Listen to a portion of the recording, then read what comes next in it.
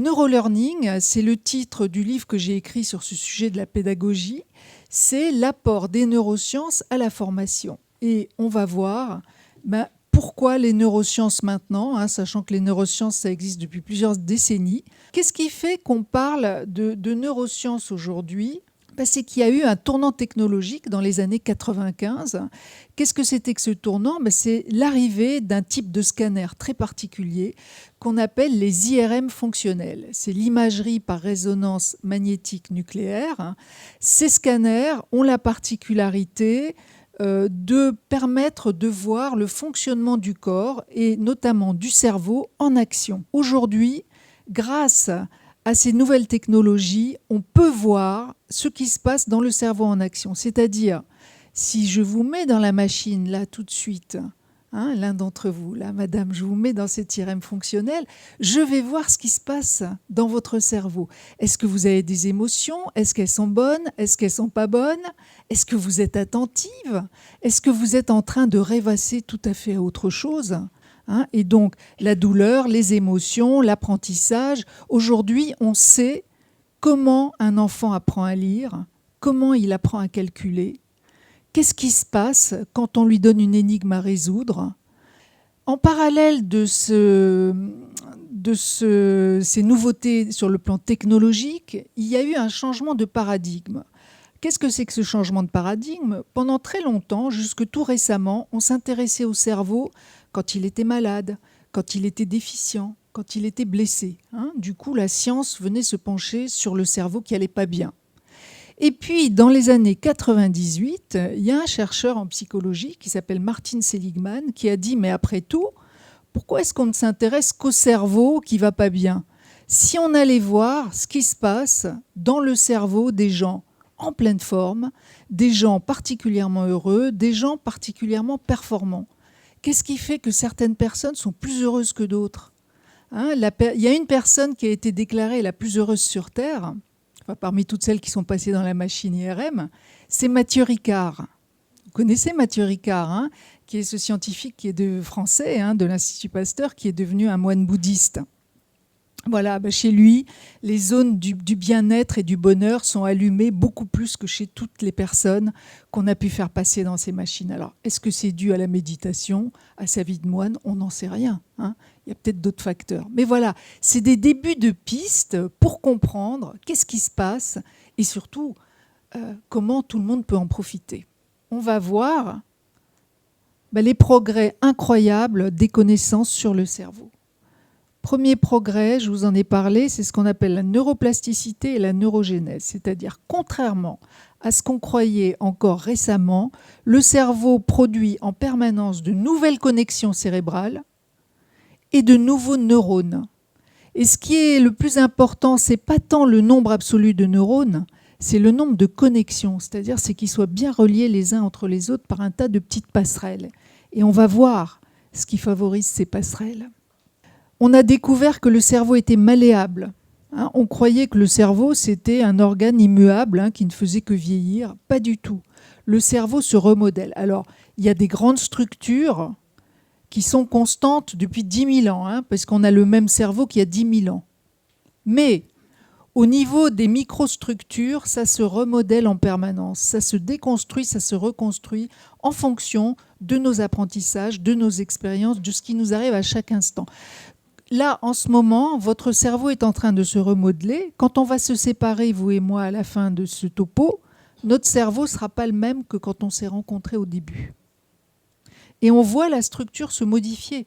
Quand on apprend à jongler, en une semaine, il y a des modifications visibles de certaines zones du cerveau.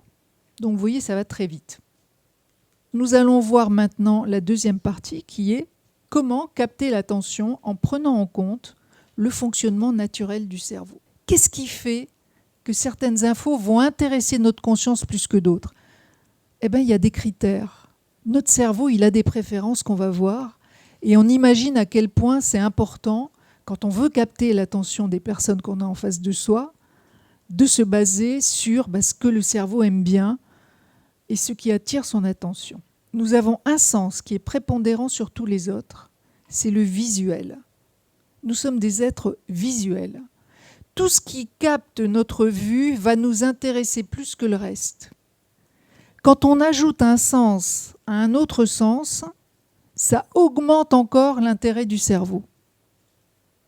Voilà pourquoi, moi je vous mets des images, des mots-clés, et je suis là, devant vous, à bouger mes bras. Bon, je le fais spontanément, mais c'est toujours mieux d'être expressif, parce que ce mouvement-là va capter votre attention. Alors, d'où l'intérêt aussi de passer des mini-films, de passer des animations. Le mouvement, notre cerveau adore, le mouvement et le son, il raffole.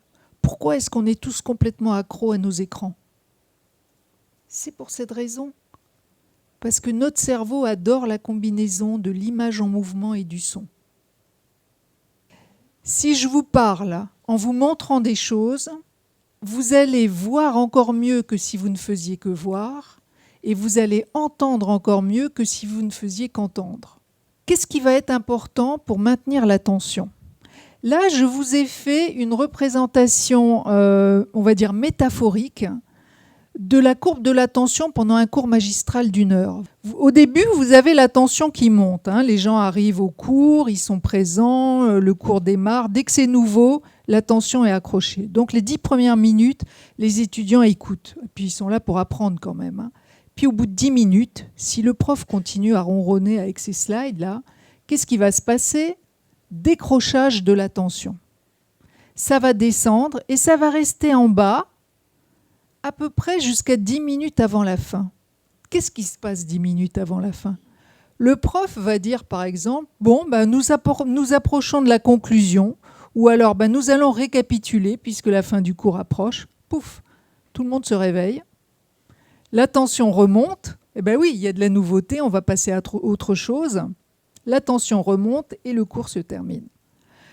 L'attention, elle fluctue tout le temps. Et notamment, on ne peut pas capter l'attention d'un adulte motivé beaucoup plus que 15-20 minutes si on ne fait pas quelque chose de particulier pour maintenir son attention. Il va falloir créer une émotion à la 10e minute. Alors une émotion, ça n'a pas besoin d'être une énorme émotion. Une petite émotion, ça suffit. À chaque émotion, le cerveau, il dit, voilà, il est en train de se passer quelque chose d'important pour moi, en bien ou en pas bien, donc je vais faire attention à ce qui se passe. Voilà l'importance de créer des émotions pour capter l'attention. Nous avons donc vu les principaux paramètres pour capter l'attention. Nous allons maintenant voir comment faciliter la mémorisation et vous allez voir qu'il y a des choses en commun. Alors, comment on va faciliter la mémorisation? Qu'est-ce que c'est que la mémoire? La mémoire, ce sont des traces dans notre cerveau qui, comme des traces dans la neige, vont persister plus ou moins longtemps. Qu'est-ce qui va faire la différence entre une trace totalement éphémère et une trace qui dure? D'abord, première chose, oublier est important. Pourquoi? Parce que si on retenait tout, si vous reteniez tous les repas que vous avez faits depuis votre naissance, vous auriez le cerveau un peu encombré. Donc oublier, ça sert à faire le ménage entre ce qui est utile et ce qui n'est plus utile. C'est-à-dire les neurones sont reliés les uns aux autres. Et vous voyez là, à droite, le dessin de droite, ça vous montre la connexion entre les neurones. C'est de l'électricité qui se transforme en chimie entre les neurones. Donc c'est une trace électrochimique. Ça, vous n'avez pas besoin de le retenir. Donc ce sont des traces électrochimiques dans votre cerveau qui vont durer plus ou moins longtemps. Tant qu'elles durent, vous allez retrouver l'info. Une fois que la trace a disparu, vous avez perdu l'info. Je vais vous donner les 3 plus grands ennemis de la mémoire. Le premier, c'est le stress, en particulier le stress chronique. Le manque de sommeil. On le sait tous, quand on a passé une nuit blanche ou une mauvaise nuit, on a des trous de mémoire, on a des problèmes d'attention. Et 3e ennemi, la sédentarité. On est mal parti, absolument. Absolument. C'est pour ça que vous allez voir fleurir dans les années à venir les bureaux debout, les salles d'exercice. Être assis 8 heures par jour, c'est anti-écologique au possible, pour notre corps et pour notre cerveau. Alors, maintenant qu'on a vu les 3 ennemis, je vois que ça vous fait réagir, hein. Bah oui, parce qu'on est tous assaillis par ces ennemis-là, ils ne sont pas forcément faciles à combattre, hein. Alors, qu'est-ce qui va être important pour faciliter la mémorisation pour les apprenants ou pour nous-mêmes, hein? Qu'est-ce qu'il faut savoir? Bah déjà, l'espace de travail, c'est l'espace dans lequel on jongle avec les pensées conscientes, hein. Quand là, vous m'écoutez, vous avez retenu des choses que je vous ai dit au début, que vous mettez en lien avec ce que vous entendez maintenant.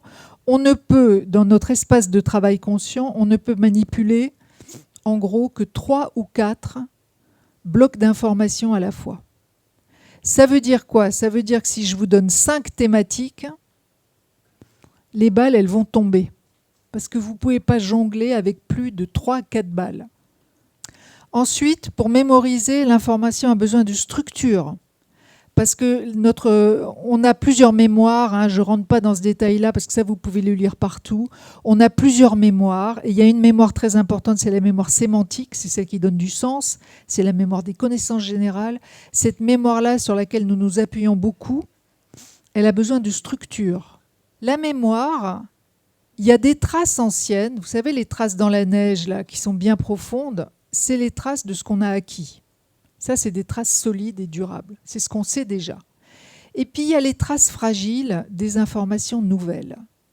Pour donner une chance supplémentaire aux informations nouvelles de rester plus longtemps, il va falloir raccrocher les traces nouvelles, donc les infos nouvelles, aux infos anciennes. D'où l'importance de connaître les acquis des apprenants à chaque fois que c'est possible. Donc systématiquement relier le nouveau au connu. Et une fois qu'on a veillé à ça, on va consolider les traces. Et il y a 2 choses qui vont permettre de consolider, effectivement la répétition, mais il y a aussi les émotions. C'est-à-dire qu'une info reliée à une émotion va être mieux retenue qu'une info sans émotion. Vous n'allez peut-être pas vous rappeler ce que vous a dit une personne, mais vous allez vous rappeler comment vous vous êtes senti avec cette personne. Hein, si elle vous a dit des choses pas forcément importantes. On retient très longtemps les sensations et les émotions. Donc quand on peut relier l'info à ces émotions-là, on augmente la chance que ça soit mémorisé. Alors, on va voir comment répéter, parce que on sait tous que la répétition va être importante pour la mémorisation, mais comment répéter? Quelle est la répétition optimale? Eh bien, il y a des chercheurs qui se sont penchés sur cette question. Déjà, pendant une session, il va falloir répéter. Répéter sous différentes formes. Il va falloir aussi répéter dans le temps. Pourquoi? Je vous ai dit au début que les périodes de sommeil et de repos, ce sont des périodes de consolidation de la mémoire. Ça veut dire quoi? Ça veut dire que si ce topo-là qu'on est en train de partager, si je vous en avais fait la moitié aujourd'hui, la moitié demain, vous auriez retenu plus de choses que si je vous donne tout aujourd'hui. Je vous l'ai dit, faire des pauses. Alors les pauses, c'est... Idéalement, il faudrait faire des pauses toutes les 30 minutes. Alors quand je dis faire une pause, je ne veux pas dire interrompre, ce n'est pas la pause classique, vous savez, où on lâche les gens pendant 10 minutes. Non, c'est des moments de respiration. Ça peut être un petit jeu, ça peut être quelque chose qui leur permet de se détendre, hein, ça va permettre aussi au cerveau de consolider sa mémorisation. Si vous avez 20 heures de formation à délivrer, si vous divisez ça en 5 et que vous mettez des nuits entre chaque, c'est idéal. Quelle est la meilleure façon de mémoriser? C'est ce qu'on appelle la pratique délibérée. Qu'est-ce que c'est que la pratique délibérée? Eh bien, ça ressemble à cet écran. C'est une page blanche et vous vous dites, voilà, c'est comme si on arrêtait tout là, que je vous donne une page blanche et que je vous dis, pour consolider votre mémoire, vous allez aller rechercher quels sont les 3 ennemis de la mémoire que je vous ai dit tout à l'heure. Et vous allez voir la beauté de la chose. C'est que même si vous ne trouvez pas la réponse, si vous ne trouvez rien, quand je vais vous donner la bonne réponse, vous allez mieux la mémoriser que si je vous l'avais donnée d'emblée. Pourquoi? Parce que l'effort de remémoration a l'effet le plus fort de consolidation des traces. Le test est à utiliser comme un outil d'apprentissage. Vous savez, les tests, souvent, c'est à la fin pour contrôler le niveau. L'idéal, c'est même de donner un test avant de commencer. Par exemple, les cartes flash. C'est un bon outil d'apprentissage délibéré. Les cartes flash, c'est d'un côté de la carte, vous avez une question, et de l'autre, vous avez la réponse. Et vous devez chercher la réponse jusqu'à ce que vous ayez épuisé toutes vos possibilités. Et seulement à ce moment-là, quand vous avez bien fait l'effort de vous presser le citron, vous regardez la réponse. Les jeux de rôle aussi sont intéressants. Dès qu'on part d'une page blanche et qu'il faut construire de zéro. Tout ça, ça aide énormément la mémorisation. Alors c'est fatigant. On va le voir en matière de motivation, ça demande une certaine motivation, mais c'est très efficace. Dernière notion importante sur la mémorisation, la notion d'espacement croissant. Ça part du principe que la trace mémorielle, elle est très fragile au début. Donc, quand votre trace, elle est toute fragile, comme une petite trace dans la neige, il va falloir repasser très vite dessus, sinon elle va être masquée. Donc, ça veut dire dans les 24 heures, il faut reconsolider. C'est que votre trace dans la neige, au début, il faut y revenir souvent.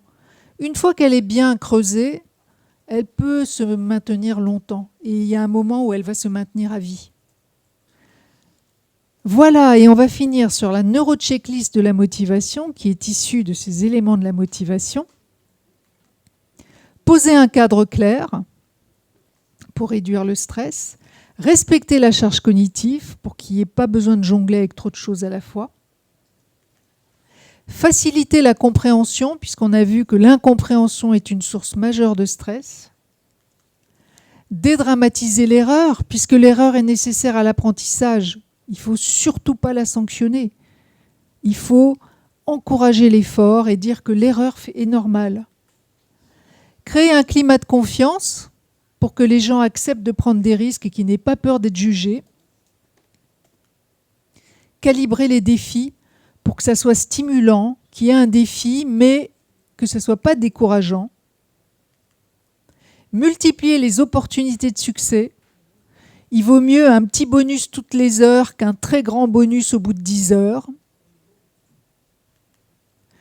Devenir un expert du feedback, ça c'est important, parce que le feedback est un élément clé de la motivation. Donner de l'autonomie, alors ça ne veut pas dire laisser libre cours à l'anarchie la plus totale, ça veut dire il y a un cadre, mais au sein de ce cadre, on va donner une liberté. La liberté de se mettre en groupe avec qui on veut, la liberté de choisir un outil plutôt qu'un autre, la liberté de choisir entre différents sujets. À chaque fois que vous pouvez introduire une dimension de « vous allez décider ce qu'on fait en premier, ce qu'on fait après, comment vous voulez le faire », tout ça, ça augmente la motivation. Et enfin, favoriser la dimension sociale. Quand on fait monter une montagne à 3 personnes, l'effort perçu est moins grand que quand la personne est seule. Dès qu'on est en groupe, on est plus motivé. Merci beaucoup pour votre attention. Merci. Merci beaucoup.